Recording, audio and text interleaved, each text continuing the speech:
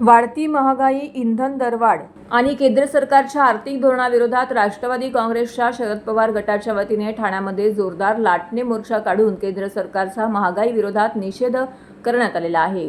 पक्षाचे राष्ट्रीय सरचिटणीस जितेंद्र आव्हाड यांच्या प्रमुख उपस्थितीमध्ये हा मोर्चा काढण्यात आला होता. शिवाजी चौक येथून हा जिल्हाधिकारी कार्यालयापर्यंत हा मोर्चा काढण्यात आला.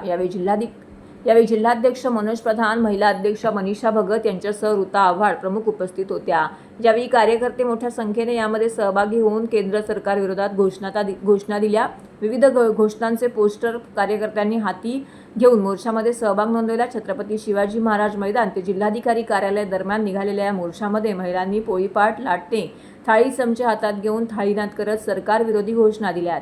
बहुत हुई महंगाई की मार, नहीं चाहिए मोदी सरकार, सस्ता बेवडा महंगा तेल अशा घोषणांनी परिसर दणाणून गेला. तसेच आंदोलनकर्त्यांकडून मेलोडी चॉकलेटचेही वाटप करण्यात आलं. ऋता आव्हाड यांनी महागाईचा सर्वाधिक फटका महिलांना बसत असल्याने महिलांनी रस्त्यावर उतरावे लागत असल्याचे त्यांनी सांगितले. तर मनीषा भगत यांनी इंधन, गॅस, धान्य आणि जीवनावश्यक वस्तूंच्या वाढत्या किमतींमुळे सामान्य कुटुंबांचे बजेट कोलमडल्याचा आरोप केला आहे.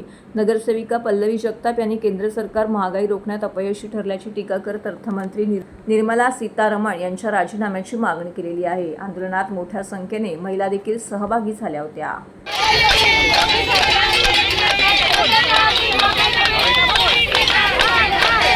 आता तुम्हाला आठवते 2-3 वर्षांपूर्वी असा थाळीनाद केला होता देशवासियांनी.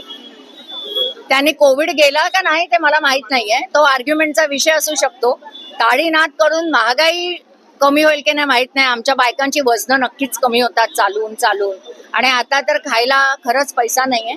म्हणजे गवारी सारखी एक भाजी जी पूर्वी गुरं खायची त्याचाही भाव आज 100च्या पार आहे. आणि तुम्ही ऑस्टॅरिटी तुम्ही जर बोलाल काटकसरी बद्दल तर त्याबद्दल काही न बोललेलं बरं आहे. कारण तुमच्याच पेपर्सच्या रकाने जर इकडे कोणी नाहीये प्रिंटवालं ते भरलेले असतात रोज की आता गव्हर्नमेंटची कशी काटकसर चालू आहे. त्या दिवशी एक कार्टून आलं होतं, त्याने सांगितलं सर जेवढे पैसे आपण पेट्रोल बजेटीतून केले नाही ना त्याच्यापेक्षा जास्त कॅमेरामनचं बिल आलंय. सो हे खूपच बोलकं उदाहरण आहे.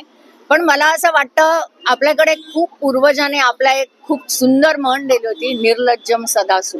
सो आता सगळ्यांनी भजनं करा, कुंभामध्ये आंघोळ करा, तुमची पापं धुतली जातील आणि पुन्हा एकदा नवीन महागाईला तयार राहा. त्याची मेंबर आहे CJP, पण आम्हाला सगळ्यांना काढून टाकलं ना.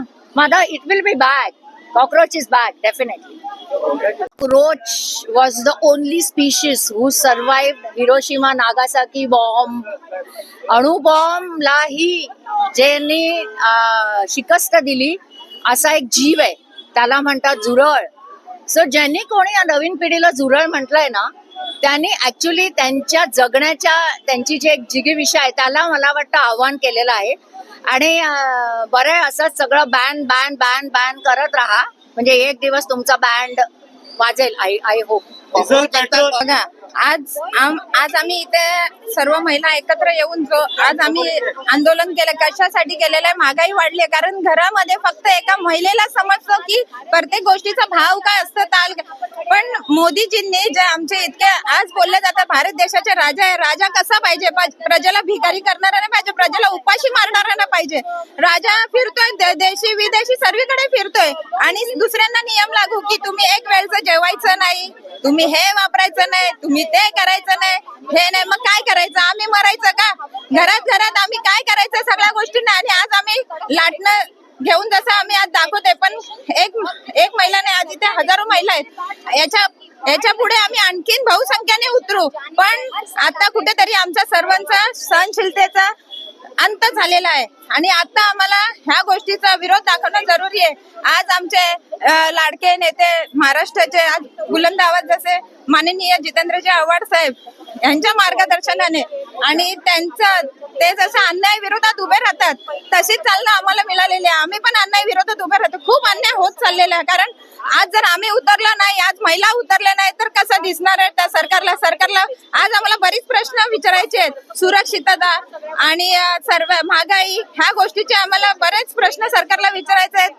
लाडकी बहीण आता संपली. लाडकी बहीण आता याच्या पुढे लाडकी बहीण ना दिसत आहे. लाडकी बहीण नाही, मुलगी नाहीये, कोणच नाही. हा, बेटी बचाव. मुलगी आपली सुरक्षित कुठे आहे? महागाई वाढवली आहे, मुलींना सुरक्षितता नाहीये, कोणाला काही नाहीये. कसं करणार आहेत? आज महिला इतक्या रस्त्यावर उतरल्या कशासाठी? काय गोष्टीला अंत झालाय म्हणून उतरल्यात ना. मला तर असं वाटतं, आता पहिला तर मला खूप घाबरल्यासारखं वाटतं की जेव्हा जेव्हा मोदीजी म्हणतात ना, I am going to address the nation, तेव्हा मला असं वाटतं की अभी धकधक हो रहा है. माहित नाही काय येऊन बोलणार आहे आणि देशाला पूर्ण ट्रॉमटाईज करणार आहे. परत त्यांनी येऊन नेशनला ॲड्रेस केलं आणि पूर्ण नेशनला ट्रॉमटाईज केलं. दुसरी गोष्टी लाडली बहन, बेटी बढाओ बेटी पढाओ बेटी बचाओ, आणि महिला जे ते टॅग आहे ना, मला असं वाटतंय की आता जी गव्हर्नमेंट आहे स्वतःचे पॉलिटिकल अजेंडा ड्राईव्ह करण्यासाठी फक्त वापर करत आहे महिलांच्या नावाचा. विमेन रिझर्वेशन, हमारी बहन, हमारी बेटी. अरे तुम्ही मला माझं एक प्रश्नाचं उत्तर द्या.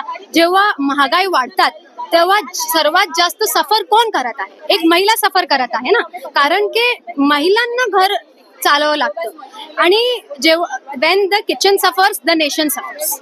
ओके, आज दुधाचा प्राइस कसा वाढलाय? पहिला 30 रुपयाचा होता, 31 झाला, मग आता 35 रुपयाचा दूध झालाय. च्या अगोदर तेलचा भाव असा होता 140 होता, 160 झाला, मग now it is 185. What is happening? End ये आपके अच्छे दिन है. अगर ये आपके अच्छे दिन है तो हमको हमारे वो पुराने बुरे दिन लौटा दो जब 70 रुपए का तेल मिलता था. कांग्रेस गवर्नमेंट में 70 रुपए का तेल मिलता था, वो दिन हमको चल जाएंगे. ये दिन तो क्योंकि किसी को नहीं चल रहे. एका बाजूला आपल्या देशाची परिस्थिती अशी आहे की आर्थिकदृष्ट्या पूर्णतः आपण दुर्बल झालोय. रुपयाने इतका निच्चांक गाठला की ऐतिहासिक निच्चांक आहे, ज्याबद्दल आंतरराष्ट्रीय पातळीवरती चर्चा होते, डिबेट्स होत आहेत.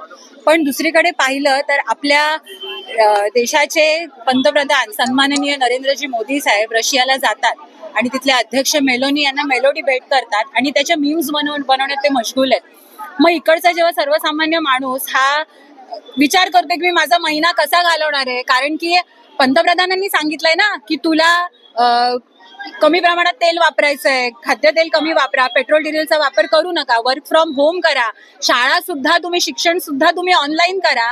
अशी परिस्थिती जेव्हा देशावर येते तेव्हा पंतप्रधानांकडनं अपेक्षित असतं, कारण की पूर्वी इंदिरा गांधींचा काळ होता की जेव्हा युद्धाची परिस्थिती आपल्या देशावर आली होती तेव्हा इंदिरा गांधींनी स्वतःचं सोनं आधी विकलं आणि त्यानंतर जनतेला आवाहन केलं. शास्त्रीजींनी जेव्हा महामारी आली होती खाद्याची, त्यावेळेला स्वतः उपाशी राहिले, आपल्या घरातल्या खाद्य त्यांनी कमी केलं, स्वतःचा गॅस बंद केला, चूल भिजवली आणि मग जनतेला आवाहन केलं.